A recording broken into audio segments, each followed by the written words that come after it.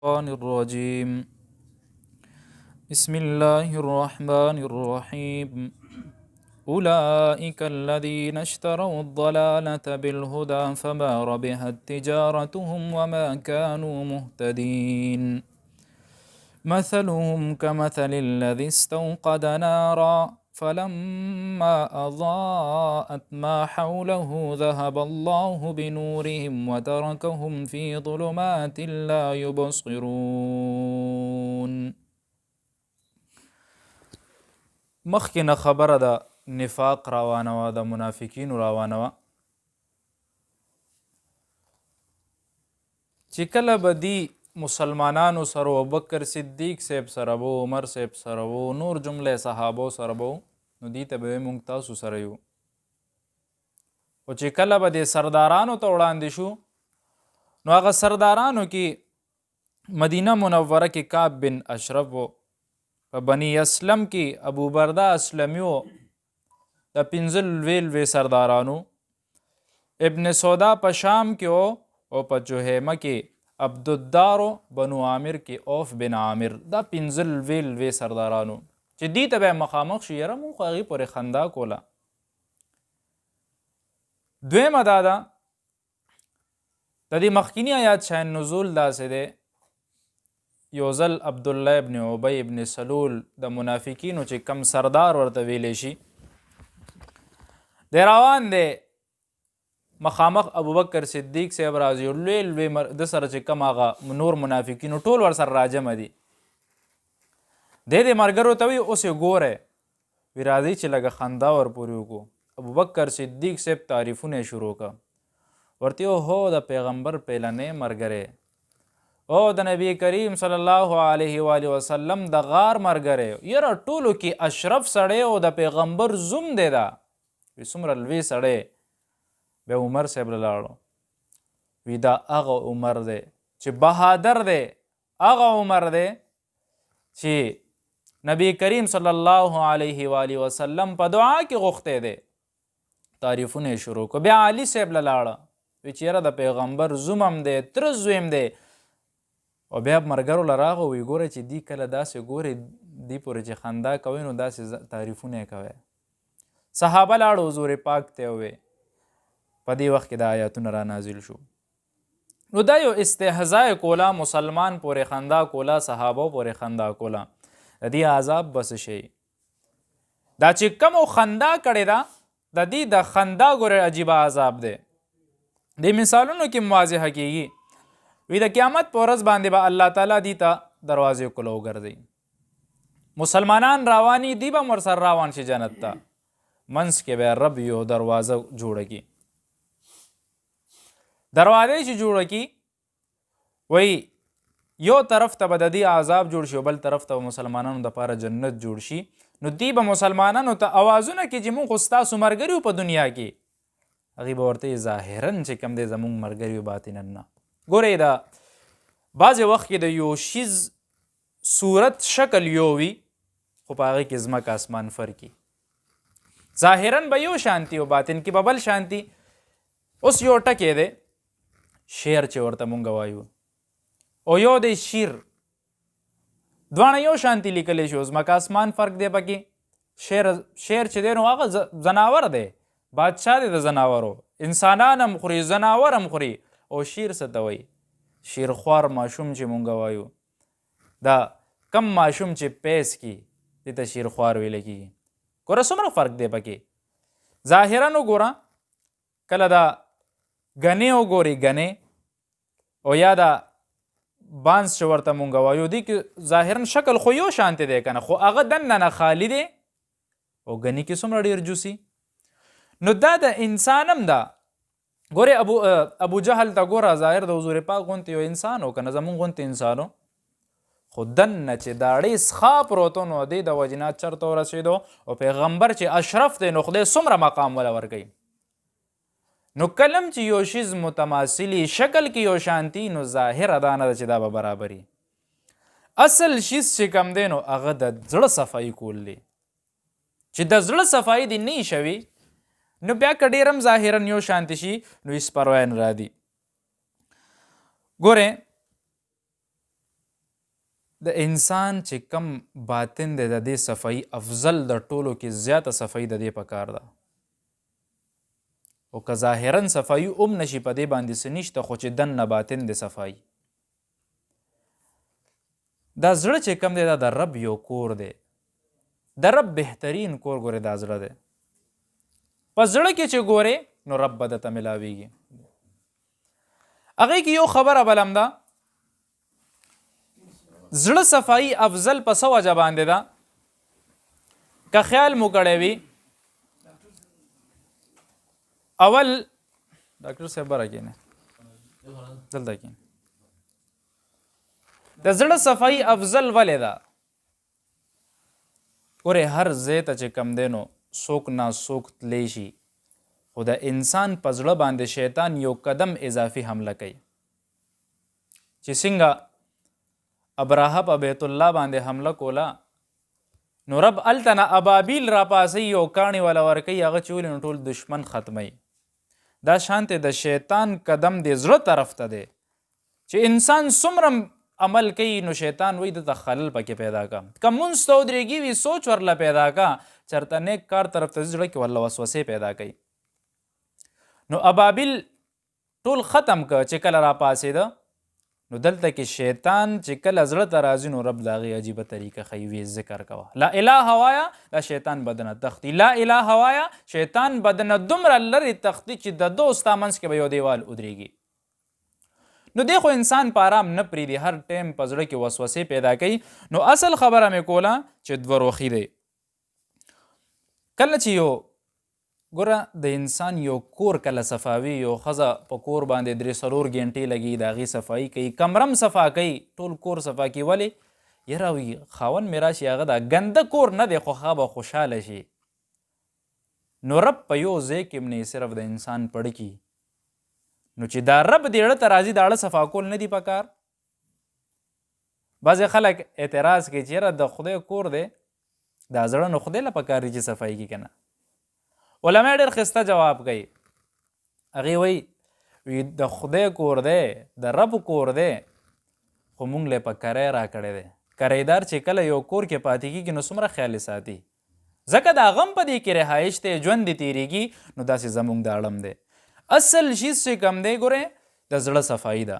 چې کله د زړه مکمل صفایي وشي نو بیا دا شیطان د دې نه تښتي، او شیطان به مونږ تښتو. هر یو سړی غواړي چې زه نیک شم، دا یو هر یو مسلمان دا خواهی چې یاره ما کې نیکي راشي. نو دا به مونږ څنګه راولو ځان کې؟ نیکي چې انسان کې راځي نو د حضور پاک د سنتو پابندي چې څومره کوي نو د دې سره به انسان کې نیکي د دین محبت راځي. نو شروعات د دې نه وکړه. بعضې کارونه داسې دي چې انسان روزمره هغه کوي، خامخا د انسان دا یو کار کوي. مثلا اوبه څښل، روټۍ خوړل، روټۍ خورئ د سنتو مطابق وخوره، کلمه اول ووایه، د هغې نه پس ته روټۍ ډېر وخت هغه چکونه پې ولګو چباو کا. نو دې کې طبي فایده ده چې څومره د روټۍ غاښونو سره ذره ذره شي دومره د انسان معده بیا نه خرابېږي. خو چې مونږ څومره سلامت یا تېرو بیا د معدې نه تنګ یو، تکالیفو کې مبتلا یو. نو طبي فایده هم ده. اوبه په سنت طریقه باندې اوس کا. کپړې اچې، چې کله یو بنده کپړې اچوي او دې کلمه ووایي بسم الله نه شروعات والی، نو دا شیطان د ده نه لرې وتښتي، والله وي د ده په منځ کې یو دیوال پیدا کړي، پرده پیدا کړي چې دی بیا شیطان ته نه ښکاري، جناتو ته نه ښکاري، الله یې پټ کړي. او کوم داسې چې هغې هم درته ګوري، ستا ټول چې کم پټه ازادي وجود دی پټ دی دې ګوري. نو چې کلمه په هر یو قدم باندې، په هر یو عمل باندې چې کم سنت اعمال دي، لکه خوراک دا خو روزمره کارونه دي. روزمره زه د کور وځمه نو کلمه ویم، دعاګانې ویم. روزمره زه مونځ کومه، 5 وخته مونځ کوم، اودس کوم، د سنت مطابق وکم. چې کله دا د انسان په ذهن کې راشي چې یاره د سنت مطابق کومه، الله مې دې نیک کي، نو الله تعالی به د هغې د وجې نه ده کې نیکیانې زیاتې راولي، او په هر یو قدم به د اجر ملاویږي. ګورئ مونږ خو یو ادنا قسمه مسلمانان یو. هغه مسلمانیم داسې ده چې هغه ظاهرا مسلمانیم ده، نه په سنتو پورې عمل کوو. که چېرته د یو غلطې کار وکړو مونږه نو په هغې مونږ سره لس بانې خامخا وي. غلط ثابتولو دپاره مونږ ځان له دلایل ګورو. حضور پاک وګوره څومره لویه هستي ده. روایت کې راځي نبی کریم صلی الله علیه و آله وسلم د تهجد وخت کې مونځ کوي نو حضور پاک وی شیطان راغلی و ماله وی د زناور په شکل کې راغه او ما ته ټوپونه دلته وال او هغه دا غوښته چې یاره زه به مونځ نه راله توجه وړي خو هغه الله ما نه ایثار کړی دی. پیغمبر له رب طاقت ورکړو هغې ته ایثار کړی هغه څه نشو کولی. یو ځل امام ربانی رحمت الله علیه لیکي وی نبی کریم صلی الله علیه و آله وسلم یو ځل صورت نجم په تلاوت کې مونځ کې وکړو ومنات الثالثة الاخرى هغه د بوتانو نومونه پکې راځي نو دی وخت کې حضور پاک لږ خاموشه شو نو شیطان د حضور پاک آواز کې آواز میلو کوم اکه شانتې آواز شروع کو. صحابو شاته اورېده وی چې پیغمبر دام اوی چې یاره د خدای عبادت خو کوئ د دې بوتانو ورسره خیر دی کوئ. صحابه پریشانه شو. سلام حضور پاک سره خی یا رسول الله وی دا حکم بدل شو که څنګه نوی آیات نازل شو. حضور پاک وی زه خو نیم خبر څه چل شوی دی ویره مونږ داسې واورېده. جبرائیل امین راځي وی یا رسول الله وی شیطان ستاسو په آواز کې آواز بدل کو او وی د دا خبرې شروع کی وی چې خیر د خدای عبادت کوي ورسره د بوتانو شروع کې وجی دلته راشي د بوتانو شروع کو عبادت وی بوتانو مسره شروع کې نو هغه څومره روحانیاتو نه ډکو صحابه د حضور پاک په مجلس کې ناستو هغې نه دي پرېښي نو مونږ خو بلکل نه پرېږدي. که مونځ ته ولاړې وساوس براله راځي. که بهر یو معاشره کې د شیطان خپل واردات دي. خپل واردات په انسان باندې مختلف قسمه حملې کوي. یو سړی به سخي وي سخاوت به پکې ډېر زیاتی نو هغه کې یو داسې عمل پیدا کی هغه ته وایي چې یاره ته خو سخي یې خو راشه فضول خرچي م شروع کا. فضول خرچي پې شروع کی. یو سړی غریب دی هغه کې د بخل ماده پیدا کی چې یاره مال له سره راغو بس ټول سنبال که ځان کې کلکوالی راوله. یو سړی نیکوکاره دی نیک عمل کوي او هغه ته پتم د نیک عمل نه بغیر زه نه پاتې کېږم. نیک عمل به بار بار کوم په ده کې خودغرضي راولي خود پسندي پکې راولي. د ته وایي ته خو نیک عمل کې خو یاره په دې نیک عمل باندې لږ غاوې راشه. دا نیک عمل کې یاره دې بل ته لږ سپک وګوره تا کې خو نیکي ډېره زیاته ده. دا شیزونه پکې راولي. شیطان مختلف قسمه واردات کوي. یو سړی بد عمله دی بد عمل کوي نو د ده په ذهن کې ډیپریشن راولي وسوسې راولي. څه وجې نه او ورته دا وایي یاره بس مړه تو خو دومره بد عملی خدای دې نه بخي د سره توبه هم وکاږه بس بد عملونه کوه نو هغه دومره ذهني کوفت کې مبتلا شي چې هغه بد عملتوب نورم زیات کی هغه نورم ګناه طرف ته رجحان زیات شي. نو مختلف قسمه غزار په د انسان باندې شیطان کوي په ارام یې نه پرېږدي او ټولو کې لوی غزار چې په انسان باندې کوي نو هغه د حسد کوي. چړه کې ورته د بل سړي خیره پیدا کی حسد پیدا کی. دا حسد داسې ګناه ده چې په اسمان کې پیلنې ګناه دا شوې ده په ځمکه هم پیلنې جرم د دې ګناه د وجې نه شوی دی. په اسمان کې شیطان حضرت آدم علیه السلام سره حسد وکړو فابا واستکبر بس هغه انکار یې وکړو کبر یې وکړو او بس آدم علیه السلام په سین خطو هغې د جنت نه بار کو. په دنیا کې حابیل قابیل هغه یو خور لانجه باندې انخته پیلنې قتل هم د هغې د نه وشو. نو دا حسد دومره لوی ګناه ده چې کله یو سړی د حسد د وجې نه د بل سړي مال ته غل شي چېرې دله الله یې دا مال ختم کړي یا زه دله څه نقصان ورکم نو دی به ټول عمر په خپل نقصان کې ګرځي د هغه نقصان یې ونه کو. په زړه کې دا یو خیر پروت دی یو حسد پروت دی خو دا یو څو شیزونه دي دا به ژوند کې راوستل غواړي.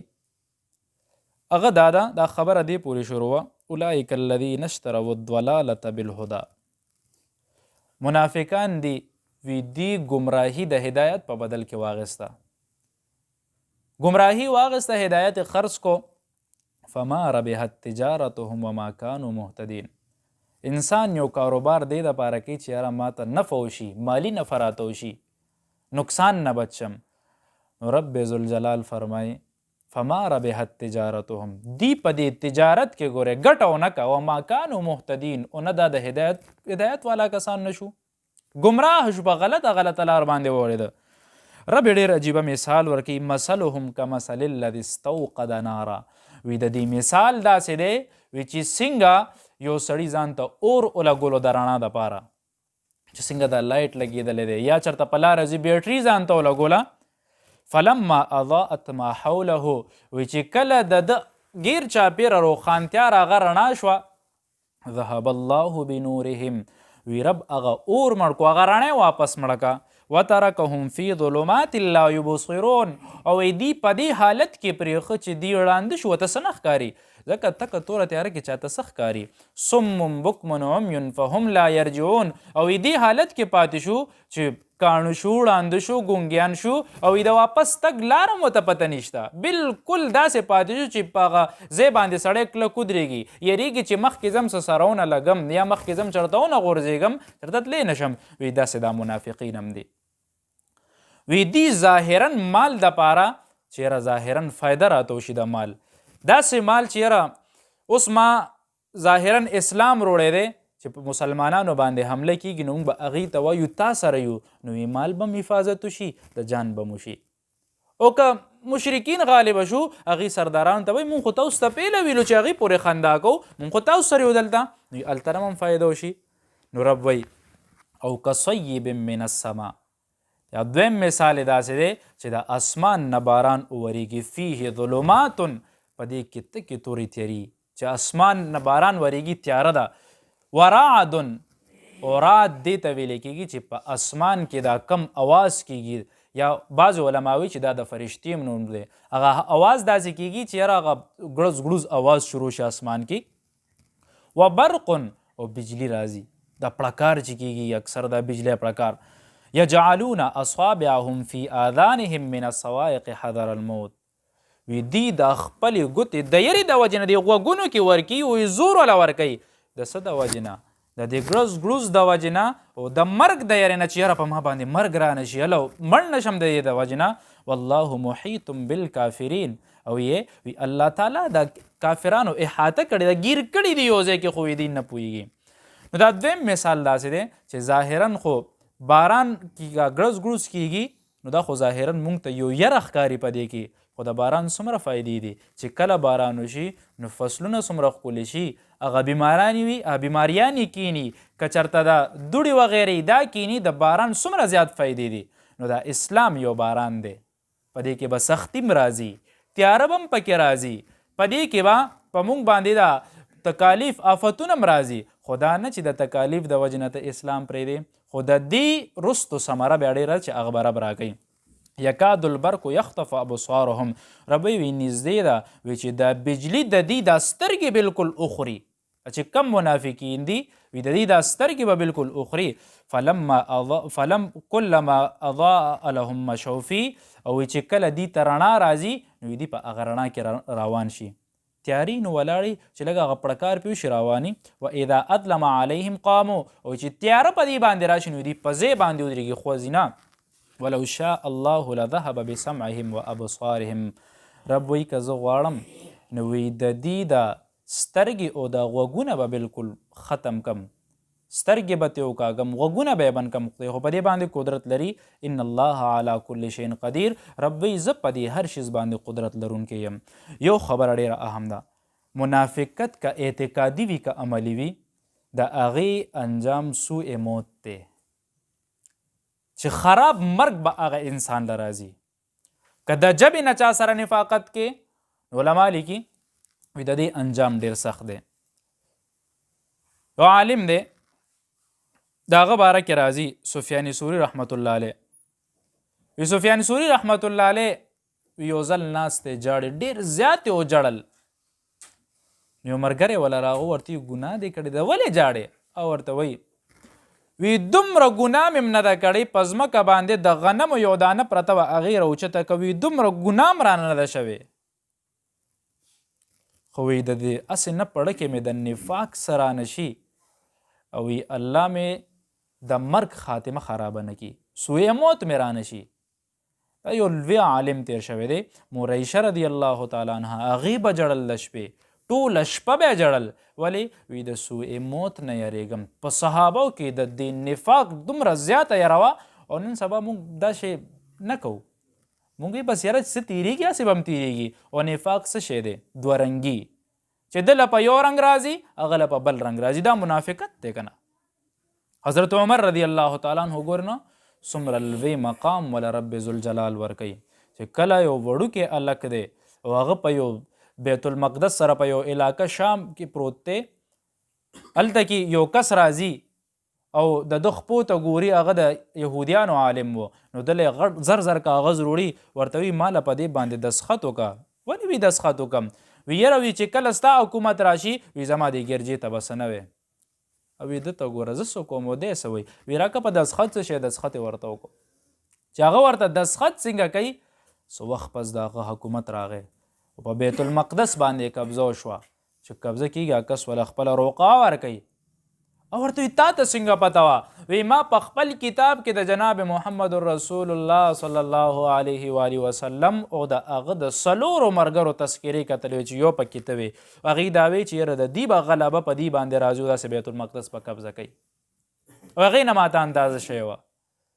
او داسې صحابي چې پیغمبر ورله پیل نه د شهادت باره کې وي چې یاره دی به شهید کېږي. او داسې صحابي چې حضور پاک وی زما د وجود د جوړون نه چې کومه خوره پاتې شوه، هغې نه ابوبکر صاحب جوړ شو، او چې د هغې نه کومه پاتې شوه هغې نه عمر جوړ شو. او هماغه شانتې شوه چې د کوم ځای نه د انسان د وجود خور اوچته شي هملته یږدي، څنګه یو ځای ښخ شوي دي. دا عمر رضی الله تعالی عنه جاړي. او دی دا وایي حذیفه رضی الله تعالی عنه ته چې یاره ما کې زه خو د منافقانو په لیست کې نیم. نو چې څومره منافقت او د منافقت ټولو کې لوی علامت چې کوم دی هغه به دروغجني، هسې بې سبه قسمونه خوري. نو دا شیزونه ځان نه ویستل پکار دي. ننني سبق کې او د پوره روکو کې مونږ له یو پیغام دی. خلاصه دا د پوره روکو تقریبا 4 هفتو کې دا روکو شوه. نو پیغام مونږ له دا راکوي چې ځان نه منافقت وکاږو، که هغه عملی وي که اعتقادي، د ژبې نه د دوه رنګي ځان نه وکاږو. که یو سړي ته رښتیا خبرو کې څوک دی وجلی شي نشي دی وجلی، او ته یو دروغ وایه. ما مخکې ورځ هم دا روایت ویلو، حدیث کې راځي حضور پاک د معراج په شپه باندې چې کله ځي نو یو کس ګوري، یو فرشتې سره چاړه ده وي، هغه راځي او هغه چاړه خوله کږه ده، وي د ده د خوله کې اړمۍ وي چې بره نه راکاږي وي 60 پورې شلی، او بیا لاندې طرف نه راکاږي داسې ټول شلی. حضور پاک جبرائیل امین نه تپوس کې وي دا څوک دي؟ وی رسول الله وی دا ستا د امت دروغجنان دي چې دی به دروغ وي دا د قبر عذاب دی، پته نشته وروسته به سي. نو خلاصه دا ده چې د نفاقت نه ځان وساتو او دروغو نه ځان وساتو. په یو حالت کې دروغ نه دی ویل پکار، په دروغ هم څوک وجني نه. آخر الدعوانا ان الحمد لله رب العالمین. امین. الحمد لله رب العالمین والعاقبة للمتقین.